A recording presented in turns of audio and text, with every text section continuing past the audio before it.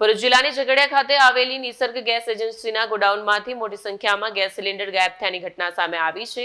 આ મામલે godown keeper વિરુદ્ધ ગેરવહીવટનો આરોપ લગાવી ફરિયાદ નોંધાવવામાં આવી છે। ઝઘડિયા પોલીસ સ્ટેશનથી મળતી માહિતી મુજબ સુરત શહેરના પાર્લે પોઈન્ટ વિસ્તારમાં રહેતા અને ઝઘડિયા ખાતે નિસર્ગ ગેસ એજન્સી ચલાવતા દિગ્વિજયસિંહ પૃથ્વીસિંહ વડવીએ આ અંગે ઝઘડિયા પોલીસ સ્ટેશન ખાતે ફરિયાદ નોંધાવી છે। ગેસ એજન્સી દ્વારા ભારત પેટ્રોલિયમ કંપની લિમિટેડના ઘરેલું તથા કોમર્શિયલ કંપની લિમિટેડના ગેસનું વેચાણ કરવામાં આવે છે। એજન્સીની ઓફિસ ઝઘડિયા ખાતે HDFC બેંક પાસે આવેલી છે। તારીખ 16 માર્ચ 26ના રોજ ગોડાઉનમાં રૂટીન ચેકિંગ દરમિયાન 14.2 કિલોગ્રામના ઘરેલું ગેસ સિલિન્ડર કુલ 956 ઓછા હોવાનું બહાર આવ્યું।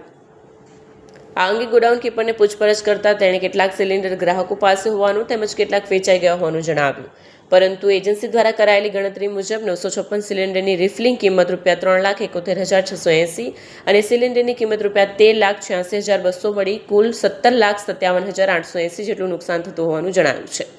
ફરિયાદીએ આરોપ મૂક્યો છે કે ગોડાઉન કીપર દ્વારા પોતાના આર્થિક ફાયદા માટે સિલિન્ડરો સગેવગે કરવામાં આવ્યા છે। આ મામલે પોલીસમાં ફરિયાદ નોંધાવીને કાર્યવાહી કરવાની માંગ કરવામાં આવી છે। વિડીયો જર્નાલિસ્ટ પ્રકાશ ચૌહાણ સાથે સત્યા ટીવી ન્યૂઝ ઝઘડિયા।